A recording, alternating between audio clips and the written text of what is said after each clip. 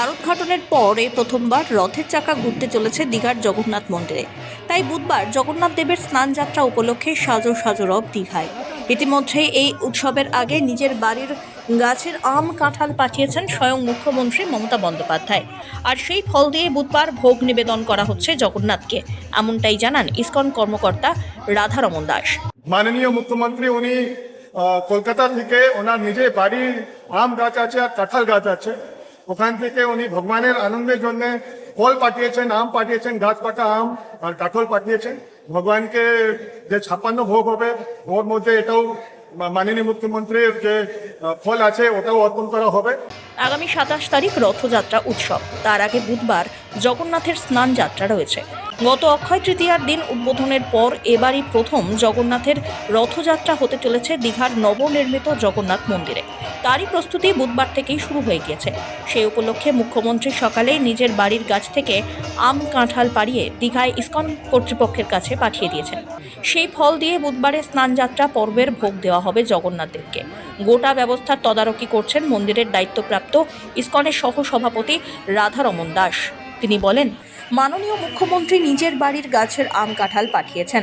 জগন্নাথ দেবকে 56 ভোগ দেওয়া হবে, তার মধ্যে মুখ্যমন্ত্রীর পাঠানো ফলও থাকছে। রথযাত্রার আগে বুধবার শেষবারের মতো ভক্তদের মাঝে ধরা দিচ্ছেন জগন্নাথ। প্রথা অনুযায়ী স্নানযাত্রার পর জ্বর আসবে তাঁর, ফলে প্রায় এক পক্ষের জন্য সবার চোখের আড়ালে চলে যাবেন। তার আগে তার রাজকীয় স্নানযাত্রা সম্পন্ন হলো দীঘার জগন্নাথ মন্দিরের বাইরে তৈরি মণ্ডপে। বেলা 11টায় স্নানযাত্রা শুরু হয়। নির্ধারিত সময় নির্দিষ্ট মণ্ডপে বিশেষ উপাচারের মধ্যে দিয়ে জগন্নাথ, বলরাম, সুভদ্রার স্নানযাত্রা সম্পন্ন করা হলো। বেলা 12টার পর ভগবানকে 56 ভোগ নিবেদন হয়। রাত্রে গজবেশে ভক্তদের সামনে দেখা দেবেন প্রভু। তারপরে অন্তঃপুরে চলে যাবেন তিনি। এরপর 26 জুন খুলবে মন্দিরের দরজা। ওই দিন রথে চড়ে মাসির বাড়ি রওনা দেবেন। এদিন স্নানযাত্রা উপলক্ষে দীঘায় জগন্নাথ মন্দির পরিদর্শনে যান জেলা শাসক পূর্ণেন্দু মাঝি। গোটা এলাকা ঘুরে দেখেন তিনি, খতিয়ে দেখেন যাবতীয় প্রস্তুতি পর্ব। এরপরেই তিনি জানান, জগন্নাথ দেবের স্নানযাত্রা ঘিরে প্রচুর মানুষের সমাগম ঘটেছে এবং সকলেই ভগবানের দর্শন পেয়ে অত্যন্ত খুশি। সকাল থেকে পর্যটকের এবং স্থানীয় মানুষের উৎসাহ করে তারা আজকে স্নানযাত্রা তারা দর্শন করছে। প্রচুর মানুষ দেখছেন, আপনার রাস্তায় দাঁড়িয়েছে, ভিতরে আছেন এবং যখন যাত্রা হচ্ছে তারাও শুনতে পাচ্ছে। ফলে এটা সবাই খুশি এবং এটা পর্যটকের কাছে এটা একটা বড় আকর্ষণও বটে। ফলে এখানে স্থানীয় মানুষ পর্যটক সবাই মিলেমিশে এটা খুব সুন্দর লাগে। স্নানযাত্রার পর আবার দেবতাদের নিয়ে যাওয়া হবে, মন্দির গর্ভে নিয়ে যাওয়া হবে। আজকে 8টা 9টা খোলা থাকবে সাধারণ মানুষের দর্শনের জন্য এবং আজকে 9টার পর বন্ধ হয়ে যাবে। মূল যে দুয়ার সেটা বন্ধ হবে।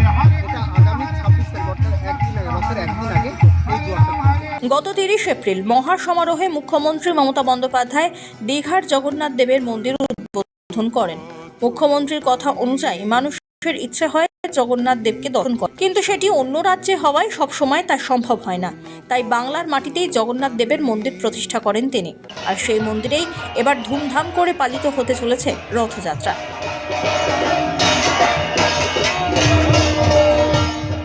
অনিমেষ প্রামাণিকের রিপোর্ট, সময় কলকাতা।